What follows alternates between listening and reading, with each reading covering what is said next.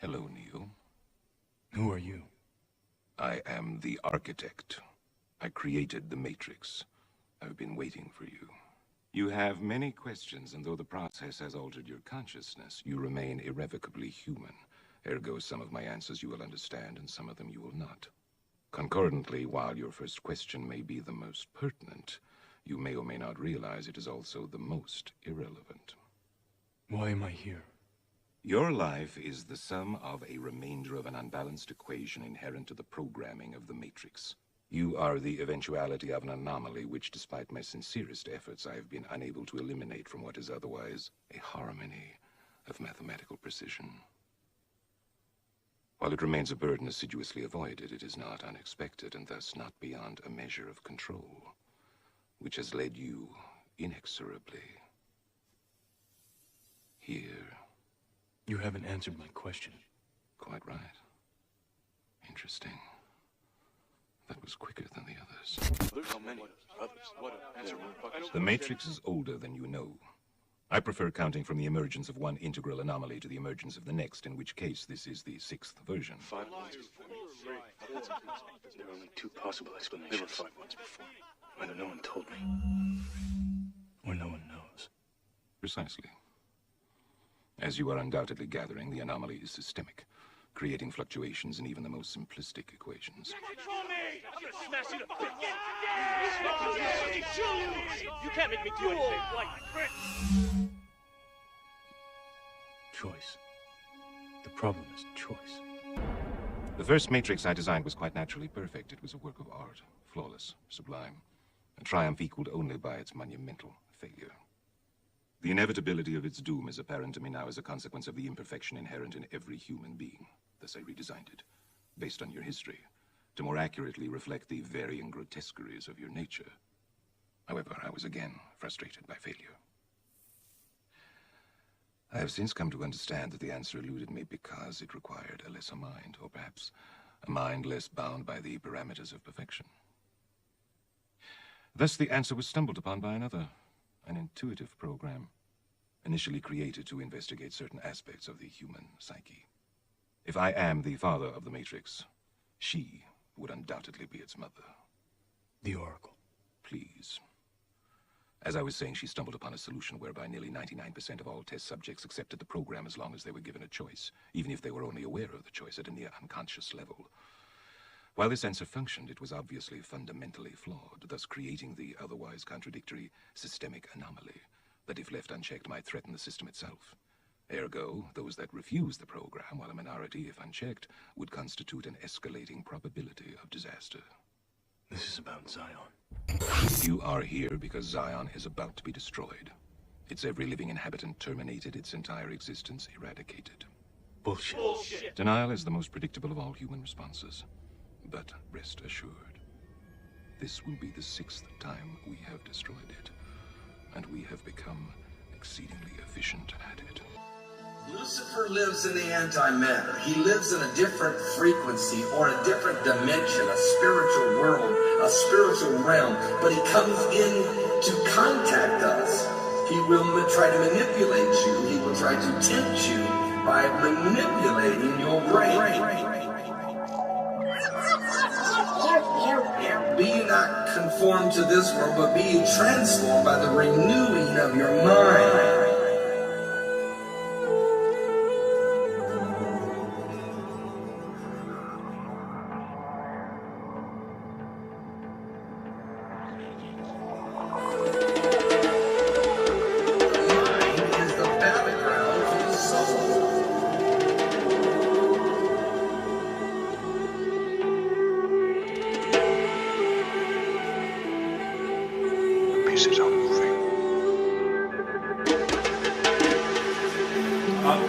Saturn is the key in so many ways to what is happening in all its ways. Just a reminder, Saturn may appear to be what it is in the holographic world now, but actually, again, it's an information field, it is a consciousness. Everything is aware, everything has consciousness. So these planets, suns, they have consciousness, they have awareness, they are introduced to their own mind.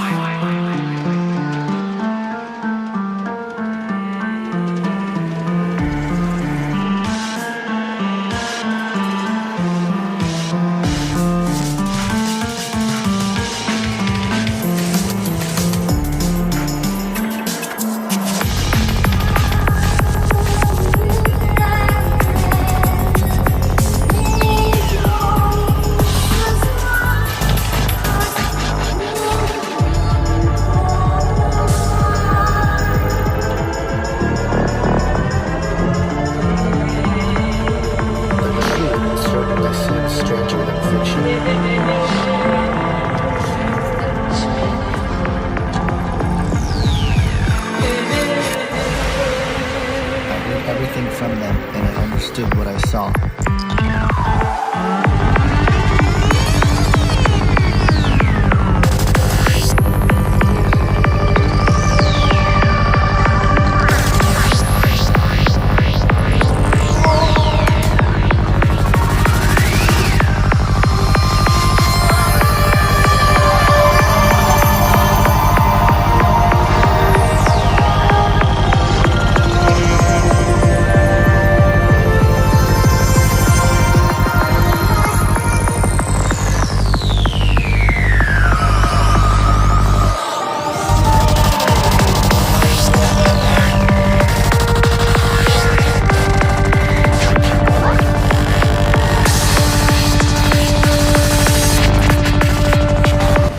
Now, the Freemasons, they call their God the great architect of the universe.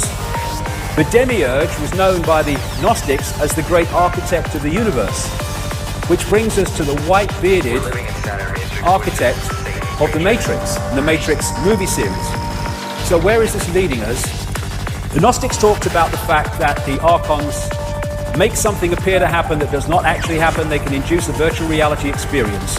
The Islamic people and pre-Islamic people talk about the jinn manipulating humans by creating illusions. I was in New York in 2010, and someone took me to the subway station for Ground Zero. And when I saw it, it was like, whoa, it hit me big time. There was, first of all, there's eyes all along the platforms, but there is this massive depiction of the world. It's this massive depiction of the world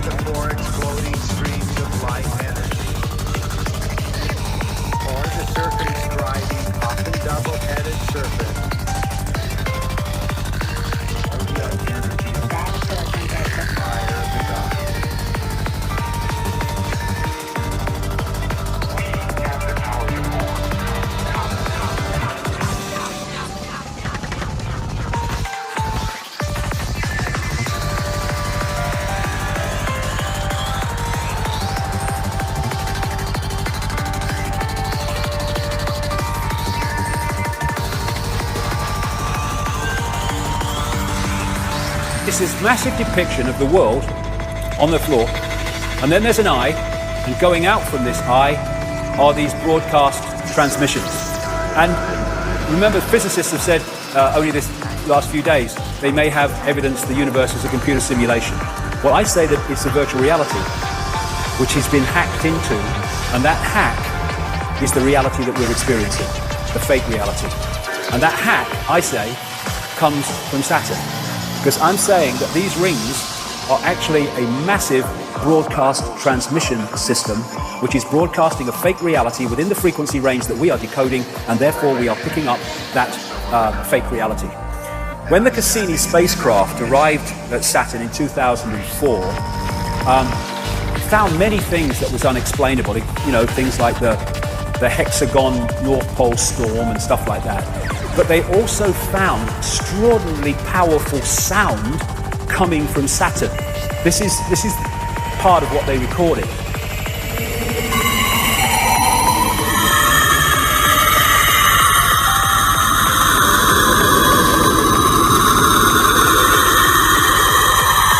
Nice, man.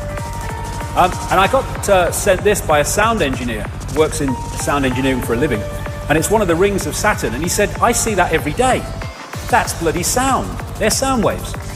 And this is in cymatics. This is a six-pointed star. And of course we have the hexagon going round and round and round at Saturn's North Pole. This is a standing wave created by sound. Rings. This is at the south pole of Saturn, and it's a permanent ice storm. This is a standing wave created by sound. And these are symbols created by sound, like cymatics. And a certain frequency created this perfect six-pointed star with the hexagon in the middle and the hexagon there. Therefore, the sound creates the frequency, creates the symbol, and in the same way, the symbol represents the sound and the frequency. The symbols are just holographic representations of vibrational waveform states. I would suggest in these symbols cases, representatives of the sound frequency coming off Saturn. Same with all these symbols and numerological manipulations. The sound and the symbol are different expressions of the same thing. Thus, if we, in the holographic realm, are constantly bombarded with these symbols, it is on an energetic level feeding us the frequency field of what they represent. Also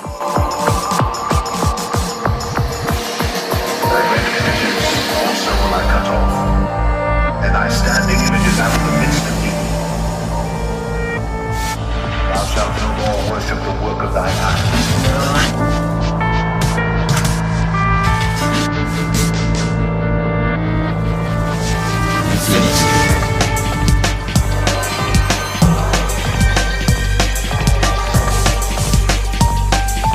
Shall come to pass in that day, saith the Lord.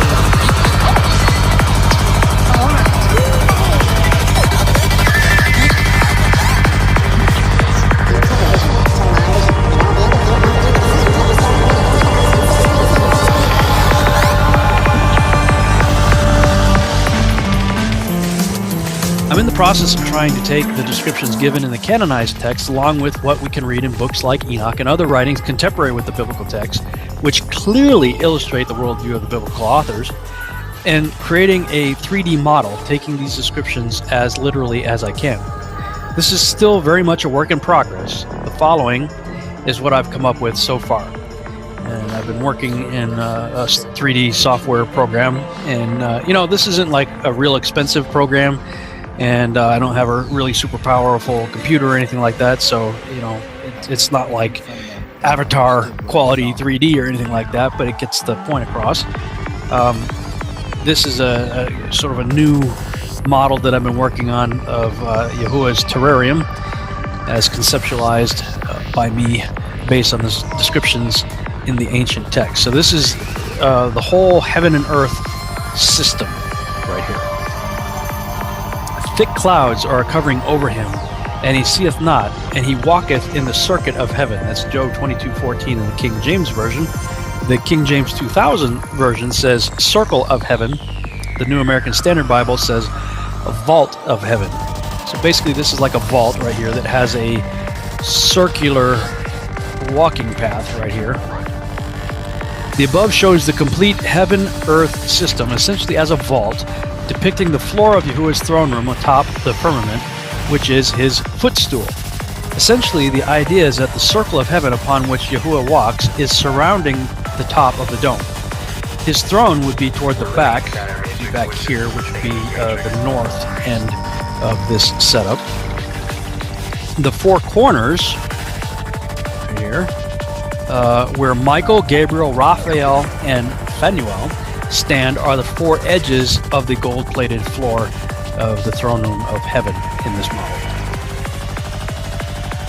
And after these things I saw four angels standing on the four corners of the earth, holding the four winds of the earth, that the wind should not blow on the earth, nor on the sea, nor on any tree. Revelation 7:1. The book of Enoch goes into a fair amount of detail concerning these four angels who stand on the four corners of the earth. I'll write more about that later in my blog concerning angels. In other words, the entire compartment depicted there could be the quote-unquote earth system. Thus, if true, then the four corners don't have to be part of the circle of the earth below, but rather they could be part of the roof above the system within the heavenly realm, surrounding the throne, which looks down on the earth land below. If true, but I'm kind of taking a different view of that now. Now, I'm not being dogmatic about any of this. I fully acknowledge this is pure speculation on my part, okay? I'm just thinking outside the box here and trying to do my best with the information provided to depict the stuff visually in a way consistent with the text.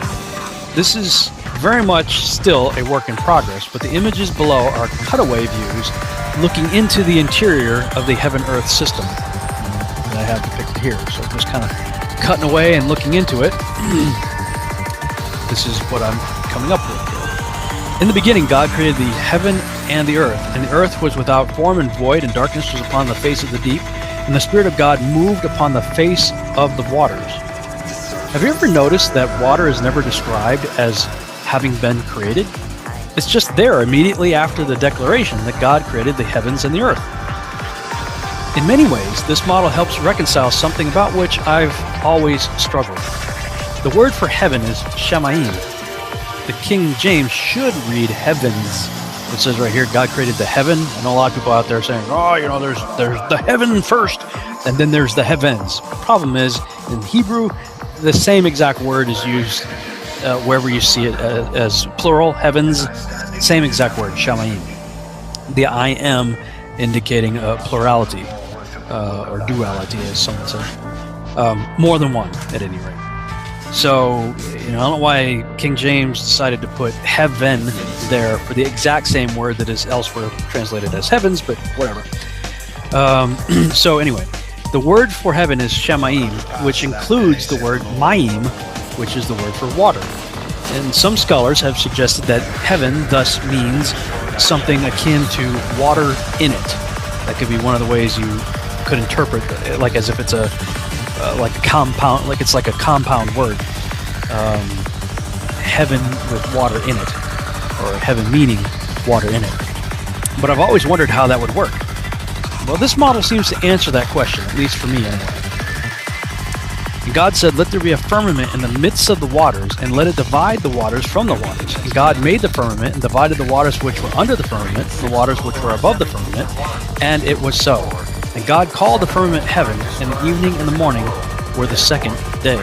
Genesis 1:6-8. King James. In my cutaway view, note that there is water beneath the throne of Yahuwah, inside an enclosed system, collectively known as Earth. This system has a firmament, dome, here, separating the water above from the water below, forming essentially a bathysphere, an enclosure of air within which the dry land appeared in the Genesis 1 account. And we are told that that circle of the earth was inscribed, carved into, cut into the deep. So that's what I've got depicted here. Being that this water-surrounded earth system is literally under the throne of Yahuwah in heaven, this shows how the water is in it. Water in it. Water in heaven. I'm thinking that during the flood, some of that upper water was drained into the enclosure, filling it enough to cover all of the dry land. I say some because over 1,000 years after the flood, King David wrote, "Praise him, ye heavens of heavens, and ye waters that be above the heavens." Psalm 148:4. So he's still saying there's waters above the heavens. So, maybe it was full all the way up to the top, right into this these openings. This is creative license. Obviously, I'm taking artistic license here, but maybe the water was all the way up, but enough of it drained in to flood the earth, and so there's a decrease in the water above, but there's still water above. Now, something that I used to talk about a lot when I used to teach creation, using the materials of people like Kent Hovind and Karl Baugh and others, and some of my own ideas inserting into the text, the belief that the firmament was essentially a canopy of ice that surrounded the world. And at the flood, that canopy was broken up and disintegrated and essentially rained down on Earth. I taught that for many years. There are other people who teach similar ideas on that. But that's not what the text says. Regardless, I think most people who study the creation account and look at the archaeological record will acknowledge that everything was bigger before the flood. I mean, like dragonflies are huge, It seems like just about everything got bigger. And when they drilled into amber and took samples out of air bubbles, it had more pressure than we have in our current atmosphere, and more oxygen saturation than we currently have. So it was a pressurized, oxygenated environment, more so than it is now.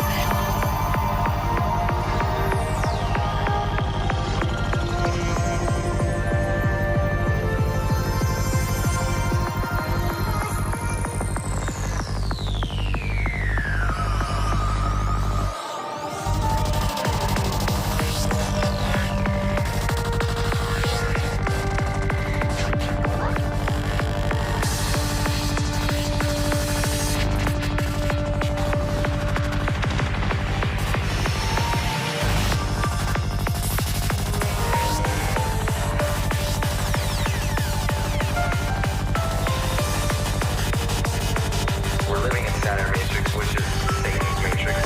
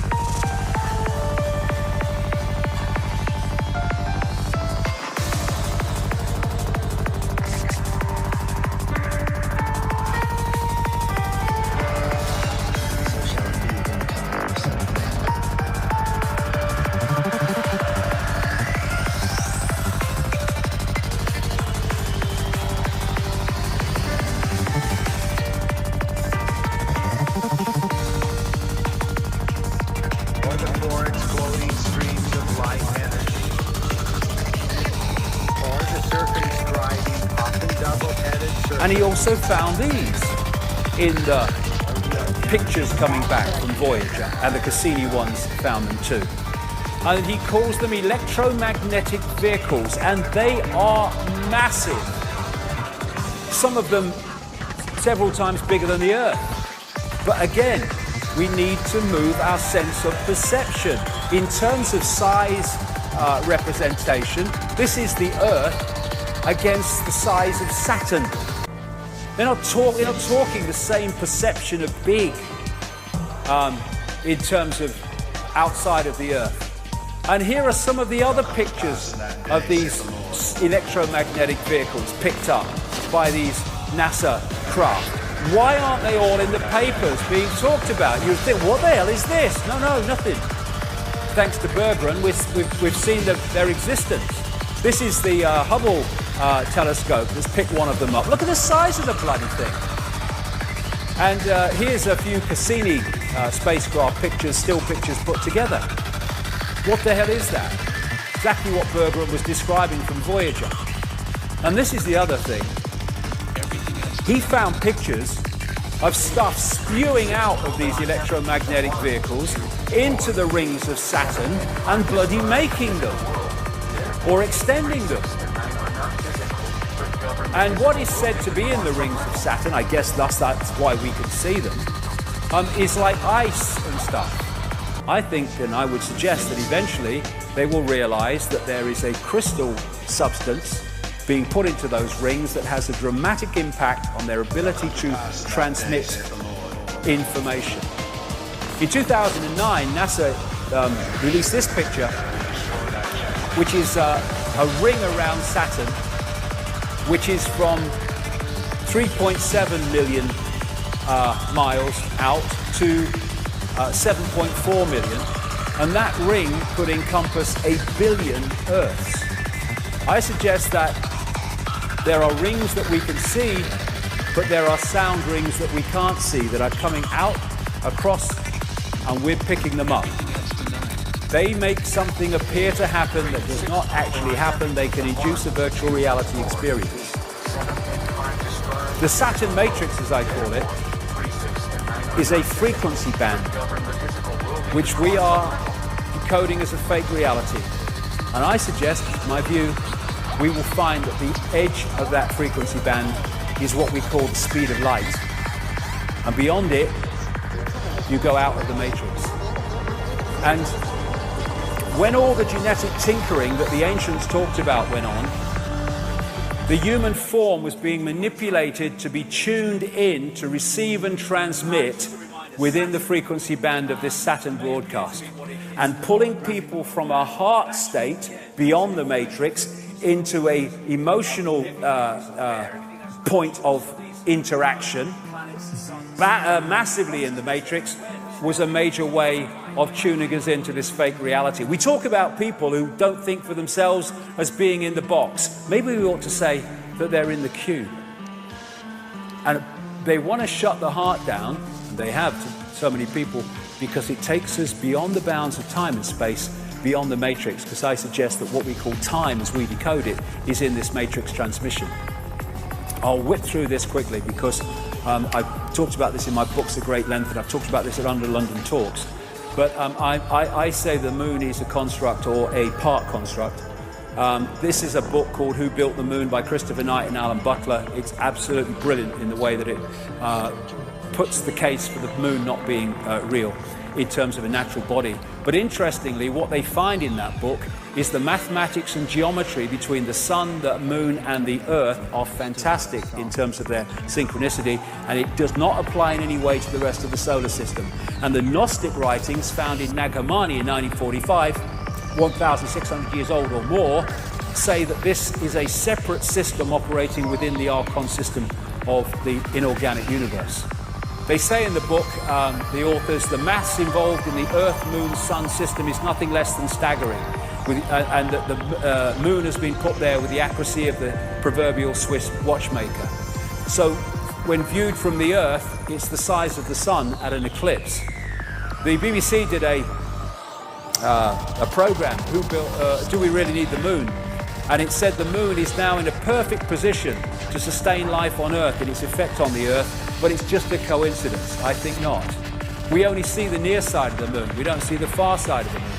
And the authors say in that book, the moon is bigger than it should be, apparently older than it should be, much lighter in mass than it should be. It occupies an unlikely orbit and is so extraordinary that all existing explanations for its presence are fraught with difficulties, and none of them could be considered remotely watertight. The mainstream theory is that the Earth was hit by a Mars-type planet when it was forming, and a chunk came off and became the moon, called the whack theory.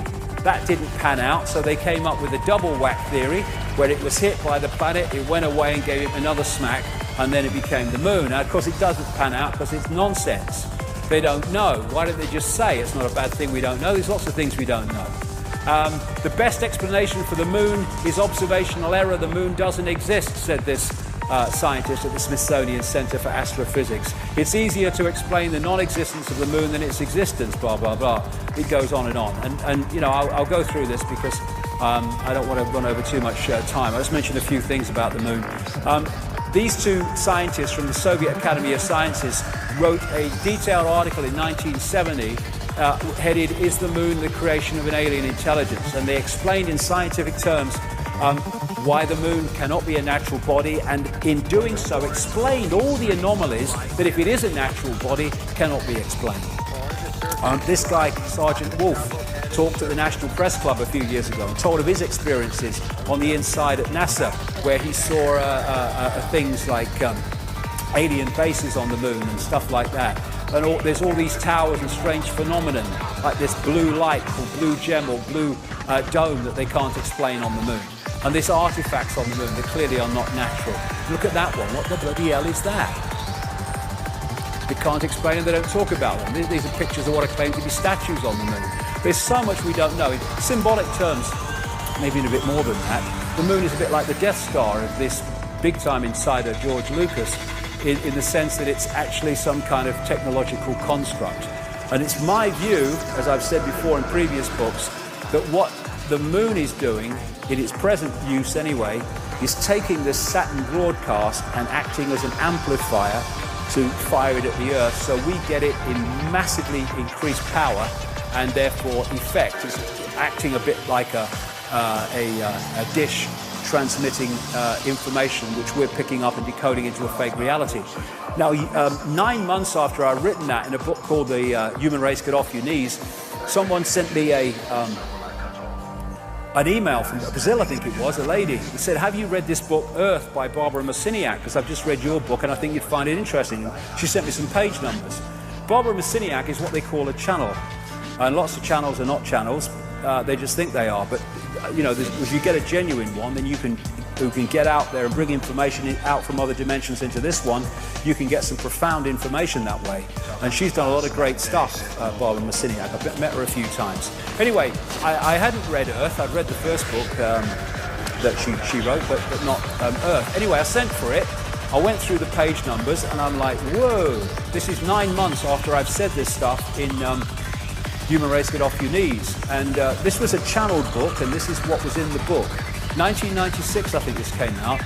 The moon is a very powerful electromagnetic computer. The energy from the moon has been beaming electromagnetic frequencies onto the Earth for eons now to maintain the two-stranded DNA.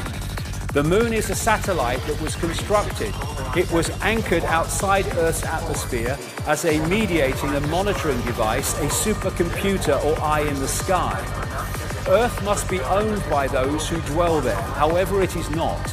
You have outside gods, creator energies, who prevent you as a species from having free reign with your kundalini. That's the energy of awakening, in effect.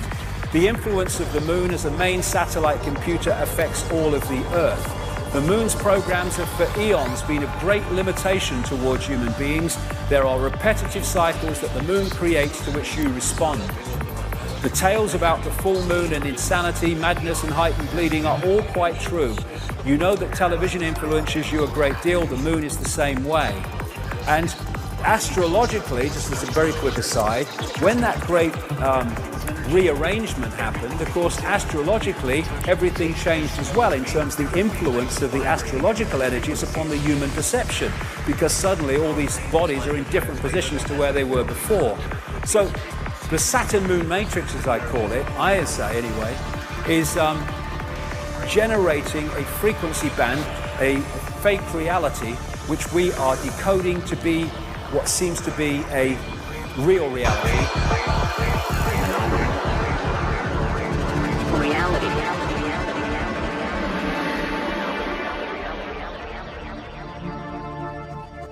Saturn was remembered as the devourer of his own children.